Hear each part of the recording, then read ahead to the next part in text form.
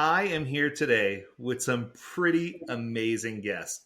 Now, for those of you who don't know, Agile has a component that a lot of people don't necessarily talk about. Agile is a lot about change, but I think sometimes people shy away from the topic of change management. And many people don't even know it's an official thing, right? I have a lot of people in the Agile workspace that ask questions about how to govern change, but they don't necessarily know where to go to for guidance or help. So today I have three very special guests with me, starting off with my dear friend Max Black.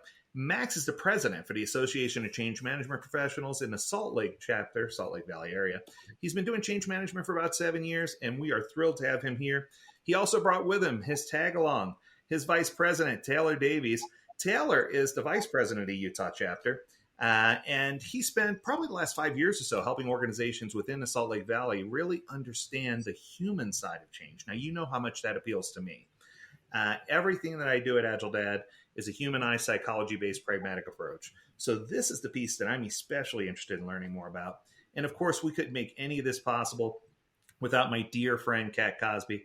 Kat serves as the current director of membership, and she's been doing change management in jobs for quite some time now. She's been active in a chapter for 2 years, but she's been doing change management in all types of arenas without even realizing she was doing it or that was formally a thing. And I think that's the essence of the episode today. So my hope is that today on the Daily Stand-Up, we're going to have an opportunity to dive in, talk a little bit about what change management is, a little bit about the association, how it impacts Agile, and how do these roads even cross? Because, I mean, there's a lot of people out there that just don't know how change management and Agile work together. So I guess I'll throw that question out for all of you, and whoever wants to chime in first can chime in. I guess, Max, since you're the president, I'll let you have the first dibs. So what is it about Agile and change management? How does it work together? How does it play in the same court? And what do we need to know about it? Yeah, great question. So when I really look at change, right, it's talking about any type of change people can be going through. That could be personal, that could be work, that could be a whole, et cetera, part of things. And it's a natural approach that we take when we adjust to different things in our lives, right? And so when we talk about change management, we're not here to get rid of the change, right? We're here to make that process more effective so people can quickly get to the state that they need to be with the change in a much more efficient process than in maybe previous implementations or things like that. So when we think about Agile, that's often the process of constant change, right? Where we're developing new things, we're contacting the customers, we're working with all these different stakeholder groups. And often the vision I would say often the case for change can change very quickly.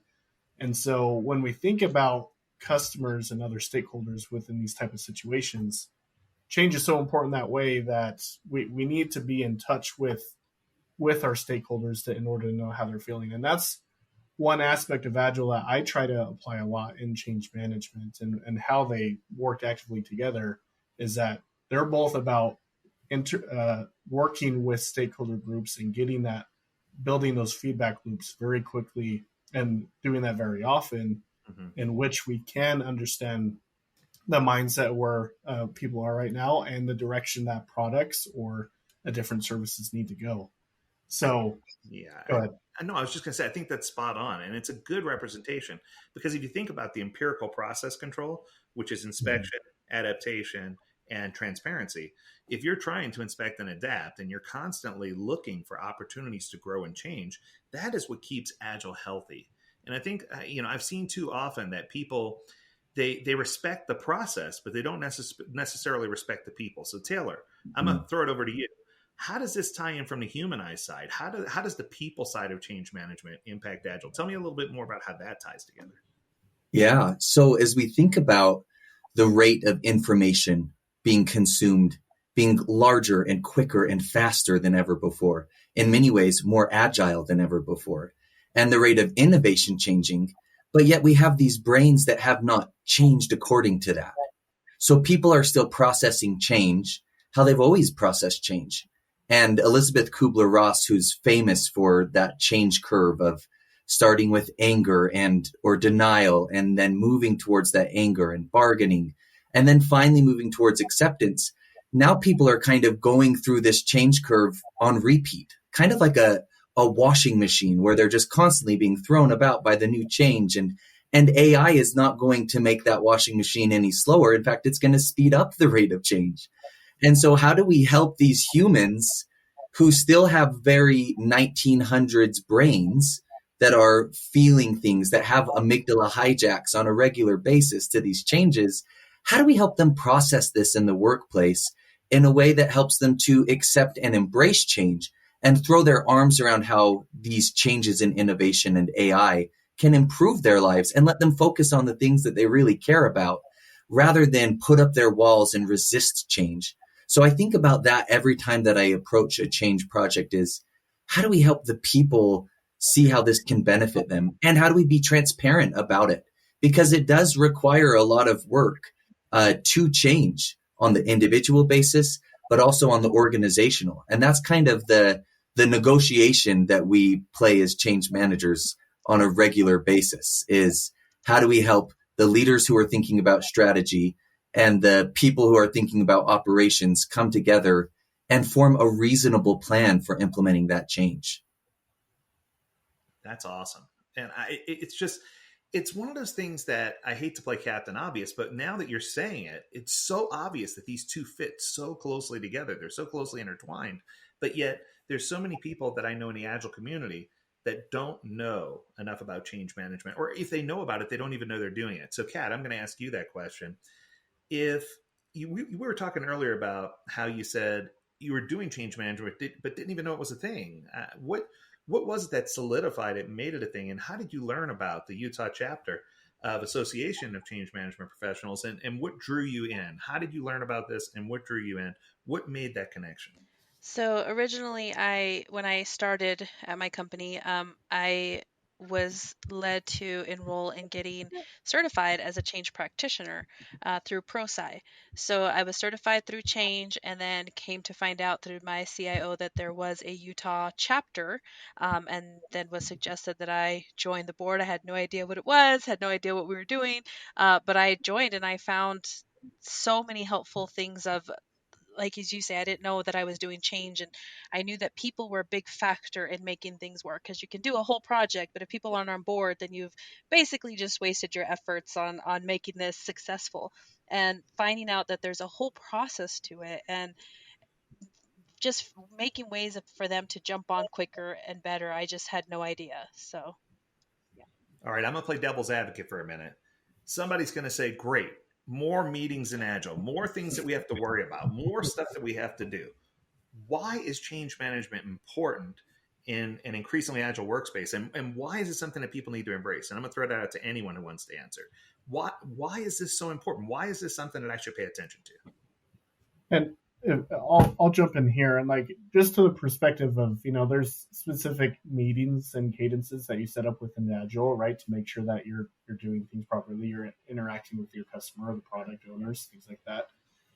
It's when we look at change management, a lot of times people are like, oh, like that seems overall simple processes of how we do this. And really what the practice of change management is, and what I love about it, is being very both intuitive and very prescriptive in terms of certain points that you want to check in with people. And the great thing about change management and Agile is that can happen at the same time, right? Just as your Agile team is working with different owners, product owners, you can be collecting a lot of the same information that you need at the same time to help draft your approach for your change management strategy. And so one principle that really sticks out to me that I feel applies both to Agile and change management is the WIFM principle, or what's in it for me, right? When I think about a regular sprint or Agile, when we're creating stories, right, what are we asking the key stakeholders? Like, what type of things are you wanting to see out of this system or out of this tool, et cetera, et cetera? And that's the same thing for change management, right? We want to get down to the level of detail of what's in it for me, right? Let's all be honest. Like, we want to find the positives, or what's benefiting us out of any type of change. And if we can't logically get past the point, we're not going to go through that change very easily, right? And so, for the same thing of the principles of how Agile goes out and do it in terms of developing stories and epics, et cetera, where they're trying to identify what the value they're bringing towards their overall work.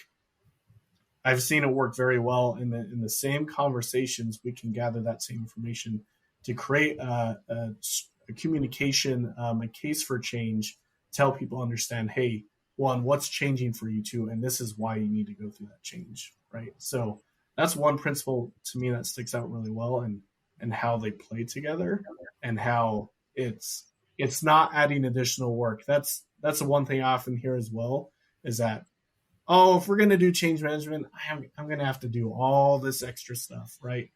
And one of the favorite ways leader in change management presented it to me was, you either pay for change management now or you pay for it later, right? You're never going to avoid the cost that it takes, either in emotional cost and actual resources from a company, etc. You're going to have to pay eventually. You just need to decide on which end you're going to pay that cost, right? And so same thing with implementing change management within Agile. You'll need to do it eventually, and often it's easier to do at the beginning, and you get your ROI more quickly if you implement it in the beginning. Preventative I care. could tell Taylor. Oh, go ahead. Yeah. There, right? I kind of view it along with Max as kind of that, like, whether you're going to invest in change up front or later, it's like a retirement account. If you start that 401k early, I say that with my kids all the time, of like, you are my emotional 401k. We're in this stage where we're wiping noses, we're cleaning up messes. And I have to remind myself on those days, like, you're my emotional 401k. You're going to provide grandkids, or you're going to provide all these great things later in life while you're kind of emotionally exhausting. And I still enjoy them in the moment. But along with what Max is saying, is change should work hand in hand with development, because it should change. Your process for change should adjust just as much as your product does. You know, if you learn new things about what your users want, what the user stories reveal, you should change your change approach. It should adapt and be flexible, because it needs to meet the end user's needs. And as you understand those needs more, you have to change. You can't say, hey, here's this communication I drafted 3 months ago, and have a waterfall approach that says, but we put all of this effort into these communication plans. You should bullet point those and then change them as you learn more about your stakeholders' needs. And maybe you're segmenting stakeholders. Maybe you're realizing that some stakeholders need in-depth training. Some of them need very high-level infographic stuff. And as a result, you're adapting that change to meet those people's needs, so that those people can adopt that change in ways that they see the maximum benefit for themselves, that WIFM that Max is talking about. I think for me, the three words so I teach this in every one of my Agile classes now. I used to only teach it in the advanced classes, but I pulled it back and I teach it in the level 1 classes as well when I do certification. And those three words, I call it the three most powerful words. And those three words are help me understand. Because I think a lot of times what happens, we end up shutting down people and telling them no for things, or sometimes we just don't have bandwidth to do something, or sometimes we don't understand, so we say no. So help me understand is a great tool where people can say, hey, help me understand how this impacts our, going towards our North Star. Help me understand where we have the budget to do this. Help me understand which teams might be available. And I think that if I'm hearing correctly, based on the conversation we're having, every time someone in an organization says, help me understand, they're contributing or adding value, or adding, I'm going to use your analogy here, Taylor, they're making a deposit into their change management 401k.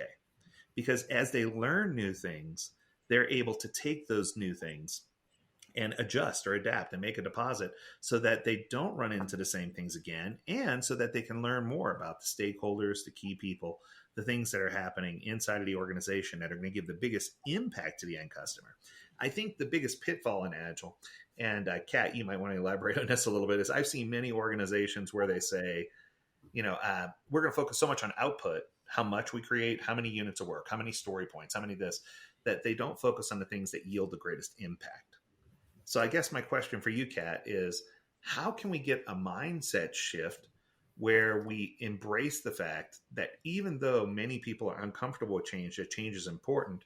How do we convince them? How do we take the person who, I don't know, maybe just doesn't believe in change, or they're scared of change? How do you win that person over? How do you let them know that change is okay?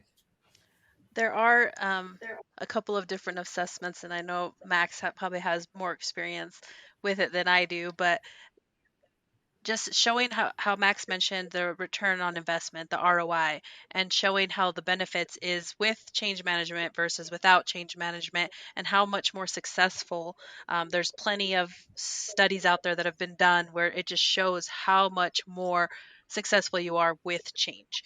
And it's a slow process of getting them on board, but leading by example is definitely a good one. But I'll actually pass it over to Max on this one because he's done this a lot more than I have. Yeah, and especially in the, I'd say, the technology world, right? It's all about adoption, right? Are people adopting the tool or the product that you're building for them, right? And so a lot of times, change management is goes in the same sentence as adoption now when we're talking about utilizing the tools. And as a consultant, right, I do specifically change management consulting. I laugh a little bit. A lot of my answers from consultants often say it depends, right? It depends on the situation, depends on the culture, a lot of those different things. So not to opt out from answering that, but it depends on the organization, and but that's why this iterative process is so important, is that you can quickly adjust to the it depends as they happen throughout the life cycle of development of the project and things like that. But where I see what I call the sparkle of change management happen in people's eyes, right, is when they finally see groups that may have been known to be resistant for very long times for any type of change that's come through the organization, like, oh no, we have to work with this department. We have to tell them about this change, and they're going to go up in arms. And we're going to have meetings and meetings and conversations to talk them through. These are the reasons why we need to go through this change, right? When I see that sparkle of change happen, and where, to answer your question, right, like why do people see the value? So they see how much more quickly those people get on board with the change, become avid supporters of what's going on. And like, wow, just doing simple change management principles throughout this process has enabled that, right? Like, we actually went out and talked to people and asked, how do you feel? And that's often one of the most basic principles of change management, is talking with people, understanding where they are. Mm-hmm.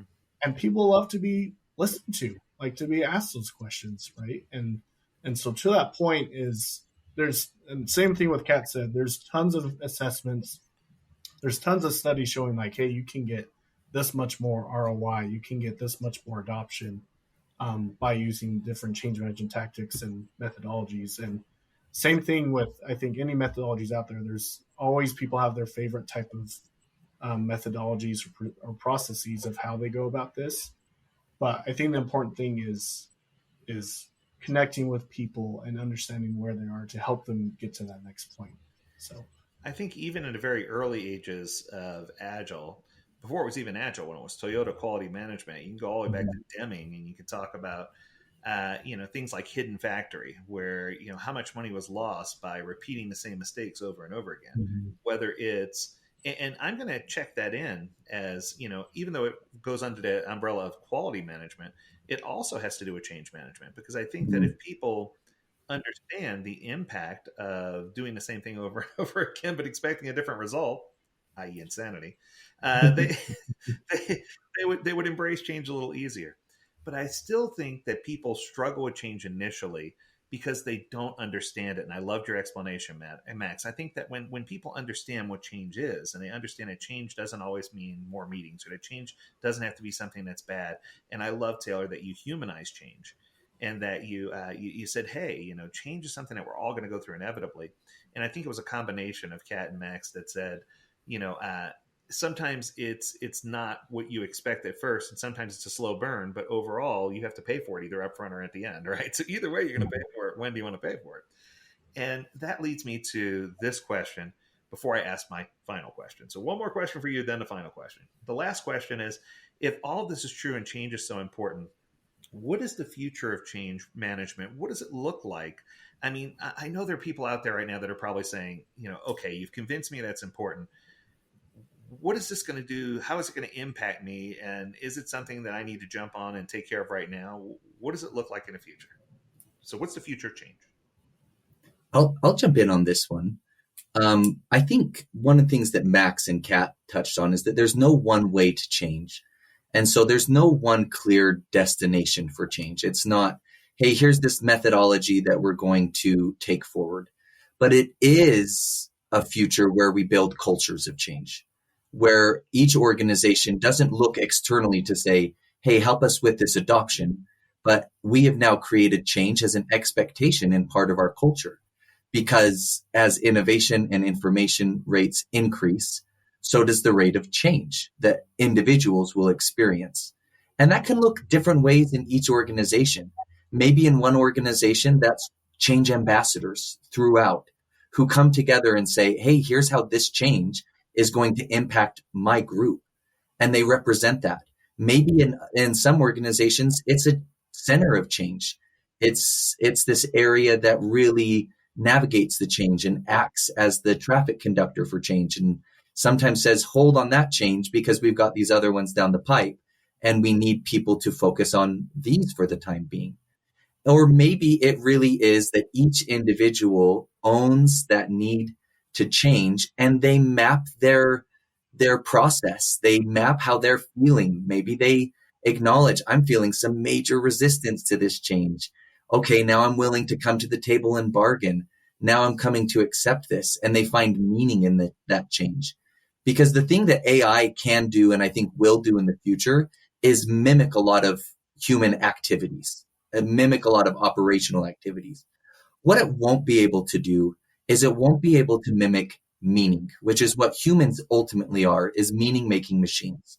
And so if we want to think about the future of change, we have to think about how humans are going to find meaning in that change, whether that's positive meaning or negative meaning. And if it is that negative meaning, let's just have an honest conversation of, this might add a lot to you for a little bit. But we're going to make it better in the end in these ways, rather than saying, hey, I just don't want to do the change, I'm not going to adopt it. Saying, why don't you want to do the change? What is it that you're afraid of? You know what? That's a very real fear, and it is going to impact you in these ways. How can we make that better in other ways so that ultimately the change is it's a net positive human experience? That's the goal when I think about change. That's I awesome. always find it I think I always find it interesting that you would think that the resistance is something huge and something major, and it goes back to what Taylor said, is sometimes it's not even that big of a thing, and what Max said, they just want to be heard. They might not be able to change the outcome. Mm. The change is coming whether they like it or not, and we can't change it, I can't change it, but just being heard and understood, the frustration that they're going through is all they need to overcome that change. It's just to know that they're being heard. right. It reminds me of the book Radical Candor by Kim Scott. Mm. So Kim Scott talks about sometimes you just have to have that hard conversation, right? And it's truth. And I think that sometimes by having the hard conversation, it enables us to embrace and understand and change better, kind of like Kat was talking about. Okay, so here it is. I love this. I have two more questions. One's just a throwaway question. So here we go. How, if people are interested, if they're here in Utah or if they're anywhere in the world for that matter, how do they learn more about the Association for Change Management, and how do they find out more about their local chapter? What resources can someone find, and where do they need to go to get it? Yeah. So I think starting off, if you just simply Google ACMP, we're a global network of chapters across the whole world. So you can find a lot of information there. If you'd like to connect with us locally, you can go to acmputah.org, and that's where you can sign up for a newsletter, see about some upcoming events that we'll have going on. We just recently did an awesome event around Gen AI and change management, right? Like, how do we build the case for change for adopting Gen AI in our organizations, and as well as adopting Gen AI as a tool for change managers. So that's where you can sign up to attend a lot of these events and get to know change managers in the area. Um, how I learned about change managers was being coached, or learn about change management is I found mentors and coaches within that space to help me go um, learn how to tackle large, difficult changes going on within my projects, within my organization, within my clients.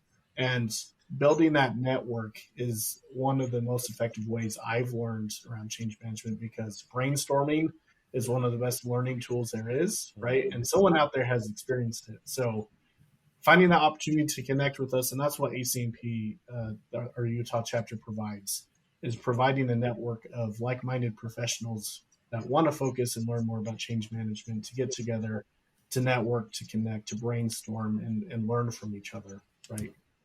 So finding that way and connecting with us is a great way to do that. Excellent. Love it. Okay, here comes the last question. It's the one that everybody loves. It's my impromptu question. So my question for you today is this. And this is a question I like to ask many people who come on the podcast. So please forgive me. It's kind of a monkey wrench because it's not exactly related, but I would argue that it is related. So here we go. It's called the thrift store genie lamp.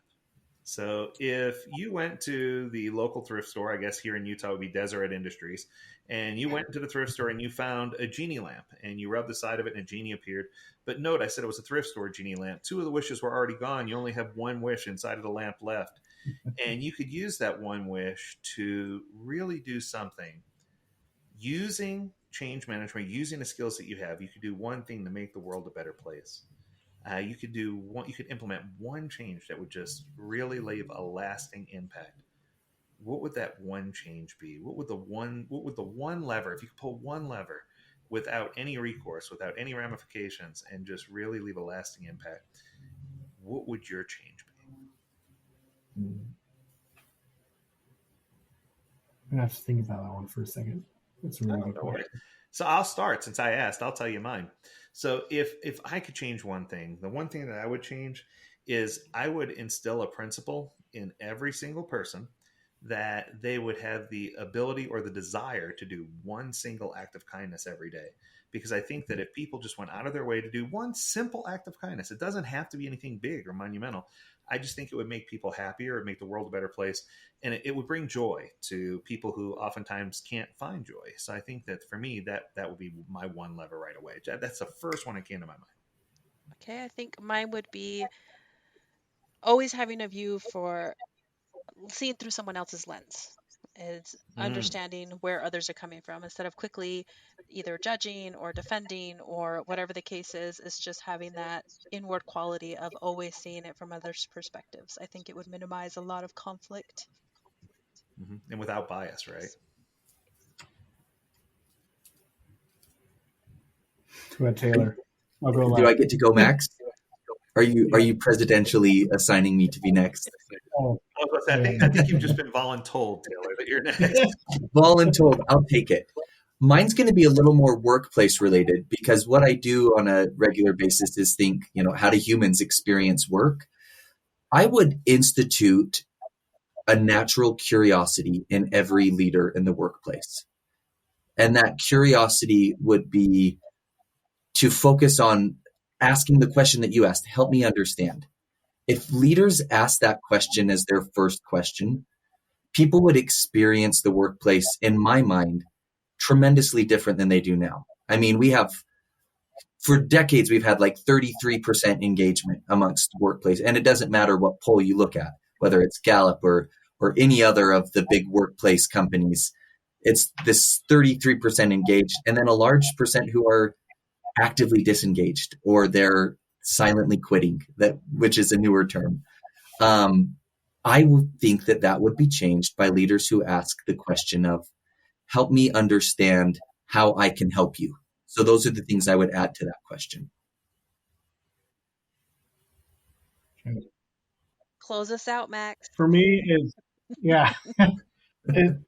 I'm going off an interesting concept that we flew in a Gen AI expert for that event I talked about earlier, right? And we had a really good one-on-one session where we talked about some of the concepts of Gen AI in the future. And she talked about how much leadership might change in the future in terms of, organizations may not have to be organized how or structured they are right now, very vertical, right? Like we have teams, departments, things like that. So my one wish, if in terms of, I saw a principle come out of that, is becoming very, call it agile, call it, change management focused organizations where we can shift and adapt very quickly to the need. Is I would love to see leaders develop a lot of those skills more quickly, right? And to break down the silos, not just within leaders, but between organizations. And I'm still a little bit from Cat and Taylor, right? But to help break down those silos and to understand what people are going through and to develop that case for change, right? Because the thing I see break organizations and break personal lives and stuff is when we build up those silos, build up those walls.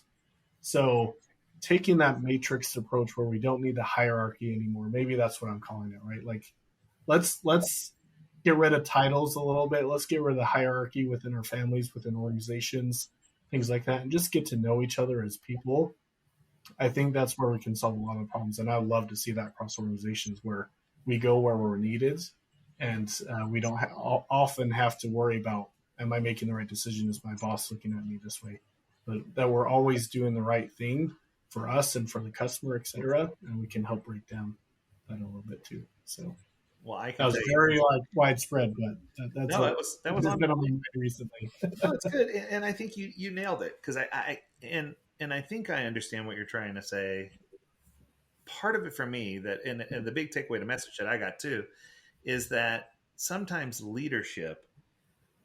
And I had this actually happen to me. I'm not going to say which large bank it was, but it was a very large bank. And they came to me and they said, we want to implement Agile. I said, outstanding. They said, but we just absolutely love what we're currently doing. We've been doing things this way for the last 20 something years. I'm like, okay.